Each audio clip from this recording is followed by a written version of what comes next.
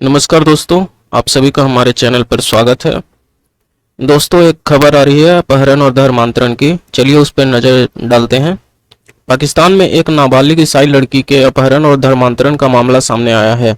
परिवार का कहना है कि उनकी 12-13 साल की लड़की को उनके ही घर में रहने वाले इमरान ने किडनैप किया और बाद में उसका धर्म परिवर्तित करवाकर उससे निकाह कर लिया। अब लड़की परिजनों के पास किसी भी हाल में लौटना चाहती है, लेकिन कोर्ट के आदेश हैं कि वो इमरान के साथ ही रहे। डीएनडी पर प्रकाशित एक रिपोर्ट बताती है कि 40 साल का इमरान, शहजाद और अदीबा अपने 3 बच्चों के साथ ईसाई दंपत्ति के घर में रहते थे। ईसाई परिवार ने उनकी मदद उस समय में की थी जब इमरान की आर्थिक स्थिति अच्छी नहीं थी, लेकिन इमरान और अदीबा ईसाई परिवार के एहसान को भूलकर उनके घर में झगड़ा करते थे। आए दिन इमरान अपनी बीवी अदीबा पर हाथ उठाता था, उसको मारता था। ऐसे में ईसाई परिवार ने उन लोगों को घर छोड़ने को कहा। परिवार ने उन्हें समझाया कि उनके घर में लड़ाई झगड़े का माहौल नहीं है और वो नहीं चाहते हैं कि ये लड़ाइयाँ हों जो उनके बच्चों पर असर डालें। इमरान और अदीबा ने इसी चेतावनी के एक हफ्ते बाद ईसाई दंपत्ति की बेटी जारा, जिसका बदला हुआ नाम है, को उठाने की साजिश रची। 30 अप्रैल 2022 को इमरान की बीवी अदीबा उनके घर आई और कहा कि वो जारा को बाजार ले जाना चाहती है। घर वाले अदीबा को जानते थे तो उन्होंने अपनी बच्ची को उसके साथ भेज दिया, लेकिन देर रात होने पर भी जब बच्ची नहीं लौटी तो वह परेशान हो गए। बाजार में खूब ढूंढने के बाद वह लोग थाने रिपोर्ट लिखवाने गए। बच्ची के पिता बताते हैं कि जिस समय वह वहां पर रिपोर्ट लिखवा रहे थे तभी इमरान ने उसे मैसेज भेजा कि उनकी बेटी उसके पास है और अब वह उसको नहीं छोड़ेंगे।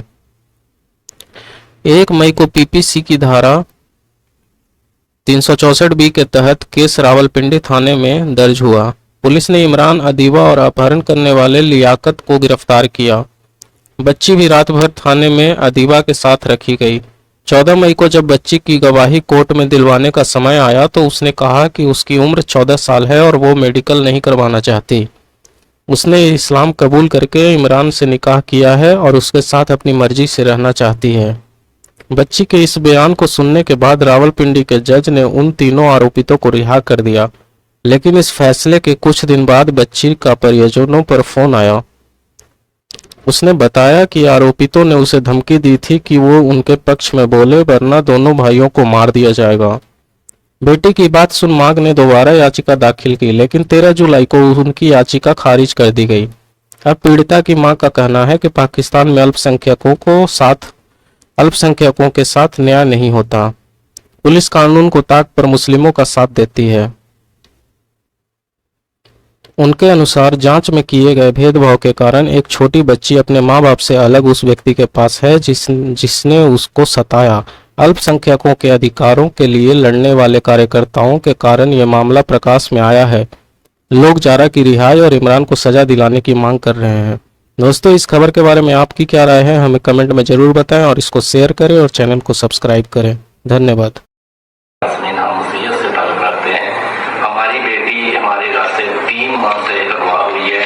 ये हमारी बेटी जल्दिया 12 साल की 3 माह से पहले हमारे साथ एक फैमिली रहती थी जिन लोगों ने इसे अगवा की है। बकाया ये लोग हमारे घर में लड़ते झगड़ते थे। हमने इनको जवाब दिया कि भाई हमारे घर में शोर शराबा नहीं होता, हम लड़ाई झगड़ा नहीं पसंद करते, हमारे बच्चों के ऊपर असर पड़ता है। ये 1 हफ्ते के लिए हमारे से साइड पे हुए। 1 हफ्ते के बाद ये आए। इन लोगों ने क्या किया, वो दीपा औरत ने हमारी बेटी को आकर घर से अगवा कर मदर डे का गिफ्ट लेने जाना है तो आप मेरे साथ चलो। उसके बाद हम सारा दिन ढूंढते रहे, हमें नहीं मिली। रात को इमरान ने मैसेज किया तो मेरा जरिए हमारे पास है। उस वक्त हम थाने में रिपोर्ट लिखा रहे थे। वो हमने मैसेज जो जिसने रिपोर्ट लिखी उसे भी मैसेज दिखाया है।